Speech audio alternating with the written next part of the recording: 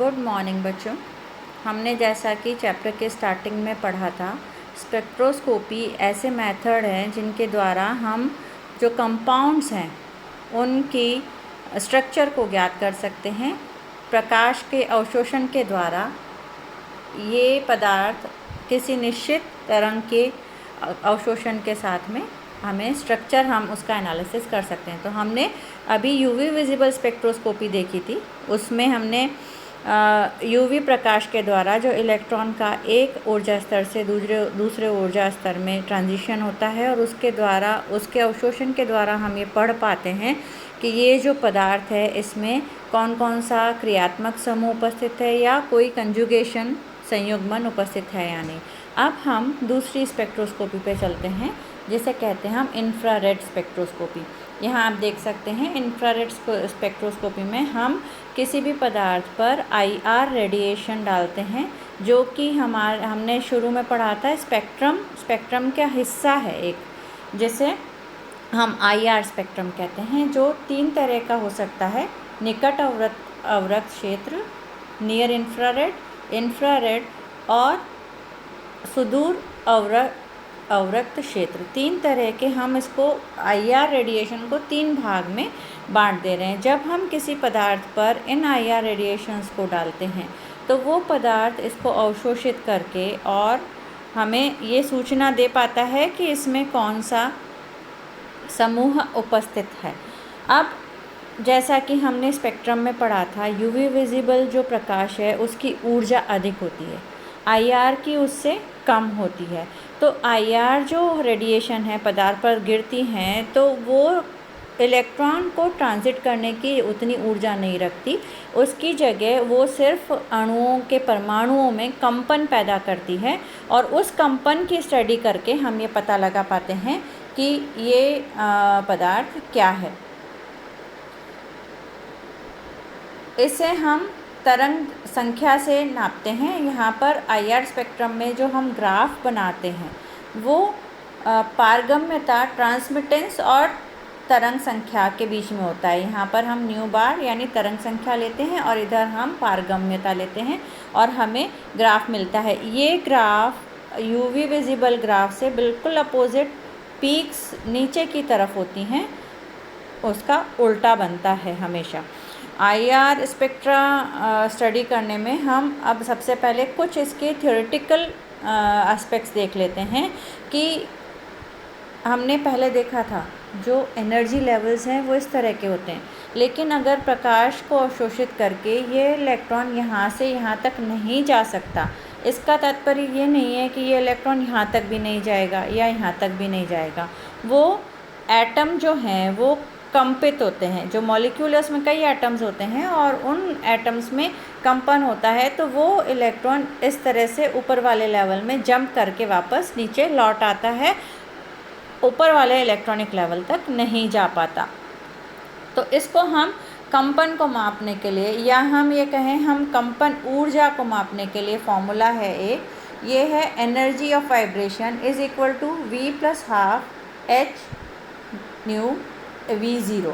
यहाँ पर E जो वाइब्रेशन है वो कंपन ऊर्जा है, V का मान 1, 2, 3, 4 कंपन क्वांटम अंक के बराबर होता है, h प्लैंक कांस्टेंट है और मूल आवृत्ति कंपन की न्यू 0 है। तो अगर हम माने कि इलेक्ट्रॉन हमारा सब ये n जो है वो ये एनर्जी लेवल्स होंगे 1, 2, 3, 4, तो हम माने कि जो इलेक्ट्रॉन है वो लेवल 0 में पहले प्रेजेंट है, ये हमारा एटम है वो 0 स्टेज पे है। ऐसी स्थिति में हम जब V का वैल्यू 0 रखते हैं तो हमें ऊर्जा इतनी मिलती है, इसे हम शून्य ऊर्जा भी कहते हैं। अगर वो ही एटम जो है वो कंपित होकर के 1 में आया है तो उसके लिए फिर ऊर्जा का मान HV0 1 वैल्यू हो जाएगी उसकी। इस तरह से हम यहाँ पर जो V है उसका मान 1, 2, 3, 4, 5, 6 रख के और इसको कैलकुलेट कर सकते हैं। जो कंपन में हम देखते हैं अगर कोई दो, हम ये जानते हैं, आपको ध्यान होगा कि हाइड्रोजन और हाइड्रोजन फर्स्ट ईयर में आपने पढ़ा है, 2 एटम जब मिलते हैं तो एक पर्टिकुलर इंटरन्यूक्लियर डिस्टेंस पर इनके बीच में एक स्थायी बंध बन जाता है। उससे और अधिक पास लाने पर ये जो बंध है ये रिपल्शन में बदलता है और ये टूट जाता है। तो उसके लिए हम जो ग्राफ बनाते थे वो यही था, इंटरन्यूक्लियर डिस्टेंस, अंतर्नाभिक दूरी और स्थितिज ऊर्जा में। तो एक पर्टिकुलर डिस्टेंस पे ही सबसे ज़्यादा स्थायी हमें मिलता है। तो हम इस तरह से अलग अलग कैलकुलेशन के द्वारा कितनी ऊर्जा की आवश्यकता है वो निकाल सकते हैं। इसके आगे हम चले, कुछ हम IR स्पेक्ट्रोस्कोपी में काम में आने वाले कुछ विशेष फार्मूला हम यहाँ पर स्टडी कर रहे हैं। उसके बाद में हम IR स्पेक्ट्रोस्कोपी की स्टडी करेंगे। तो कंपन की विधाएं, कंपन की विधा से यहाँ क्या तात्पर्य है कि सपोज़ कोई एक एटम है, वो दूसरे एटम से बंधा हुआ है। तो हम ये मानते हैं, इसको हम ऐसे मान सकते हैं कि कोई दो बॉल्स हैं रिजिड, जो एक स्प्रिंग के द्वारा बंधी हुई हैं आपस में। ये एक पूरा मॉलिक्यूल है। ऐसे बहुत सारे मॉलिक्यूल में बहुत सारे एटम्स हो सकते हैं किसी भी दिशा में बंधे हुए, लेकिन हम सिंपलेस्ट कंसीडर करते हैं एक एटम जो स्प्रिंग से दूसरे एटम से बंधा हुआ है। तो ये जो एटम है ये अपने स्थान पर कई तरीके से कंपन कर सकता है। ये एटम 3 डायमेंशंस में प्रेजेंट है। कौन से 3 डायमेंशंस होते हैं आप बहुत अच्छे से जानते हैं, एक्स एक्सिस, वाई एक्सिस और प्लेन के अंदर और बाहर की तरफ जेड एक्सिस। तो अगर सपोज़ एक एटम यहाँ प्रेजेंट है तो वो एटम तीनों दिशाओं में अपनी एक्टिविटी शो कर सकता है। तो इसके लिए फॉर्मूला निकालते हैं। तीनों दिशाओं में अपनी अगर एक्टिविटी दिखाता है और अगर वो अणु रेखीय नहीं है तो हम उसके लिए जो कंपन की विधाएं हैं, जो मोड्स ऑफ वाइब्रेशन है, मोड्स ऑफ वाइब्रेशन यहाँ आप देख सकते हैं, मोड्स ऑफ वाइब्रेशन है। इन मोड्स ऑफ वाइब्रेशन को हम इसके लिए फॉर्मूला निकालते हैं 3n-6। इसका तात्पर्य ये है कि जो n नंबर ऑफ एटम्स है, ये सपोज़ एक एटम है तो वो 3 दिशाओं में कंपित हो सकता है, x, y और z में। और उसमें से जब हम -6 करते हैं तो हमें उसके टोटल जो कंपन होने की विधाएं हैं, कौन कौन सी दिशा में होकर के आएंगी, वो कॉम्बिनेशन मिल जाता है, प्रोवाइडेड कि वो मॉलिक्यूल लीनियर नहीं है, रेखीय नहीं है। अगर रेखीय संरचना है तो उस रेखीय संरचना होने पर वो x और y डायरेक्शन में होगा, लेकिन वो z डायरेक्शन में नहीं होगा, क्योंकि रेखीय है, वो एक प्लेन में रहेगा, आगे पीछे नहीं हो सकता। इसलिए उस मॉलिक्यूल के लिए जो कि रेखीय है, ये x या y डायरेक्शन में है, उसके लिए कंपन की विधा का मान 3n-5 हो जाता है। इसे हम डिग्री ऑफ फ्रीडम भी कहते हैं। कंपन की विधाओं को कैलकुलेट करना, स्वतंत्रता की कोटि। स्वतंत्रता से तात्पर्य हमारा यहाँ पर जो 3 एक्सिस हैं उस पर जब कोई परमाणु उपस्थित है तो वो किन किन दिशाओं में वाइब्रेट कर सकता है, X Y, Y Z, Z X, कौन कौन से डायरेक्शंस में वो वाइब्रेट कर सकता है, वो कहलाती स्वतंत्रता की उसकी कोटि।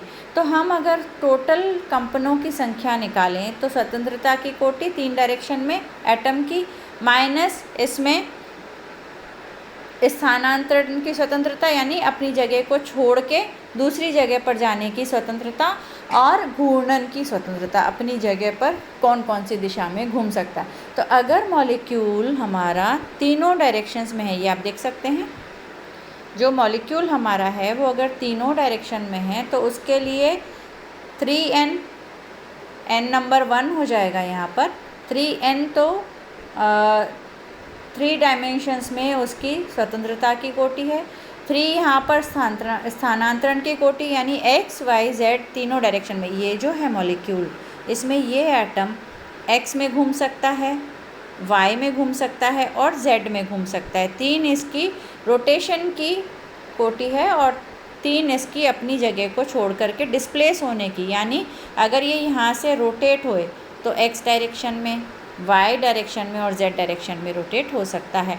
तो इसके लिए मॉलिक्यूल के लिए ये जो कंपन की विधा निकलेगी वो 3n-6 निकलेगी। यहाँ तक क्लियर।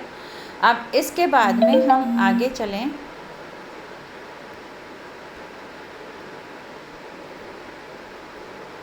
एक मिनट के लिए मैं आपका टाइम लूँगी। इसके बाद हम आगे चलें। फॉर एग्ज़ाम्पल हम लें carbon dioxide molecule. Carbon dioxide molecule आप सब जानते हैं लीनियर मॉलिक्यूल है और इसका स्ट्रक्चर इस तरह से होता है। तो इसके लिए जो कंपन की विधा है, अब क्योंकि ये प्लेन में है, ये एक्स में भी है और ये वाई में भी है, लेकिन ये जेड में नहीं है, इसलिए इसकी जो कंपन की विधा होगी वो 3n-5 होगी। हम यहाँ पर कैलकुलेशन देख सकते हैं, इसके लिए जो कैलकुलेशन की गई है वो ये दिखाई दे रही है आपको, 3n-5।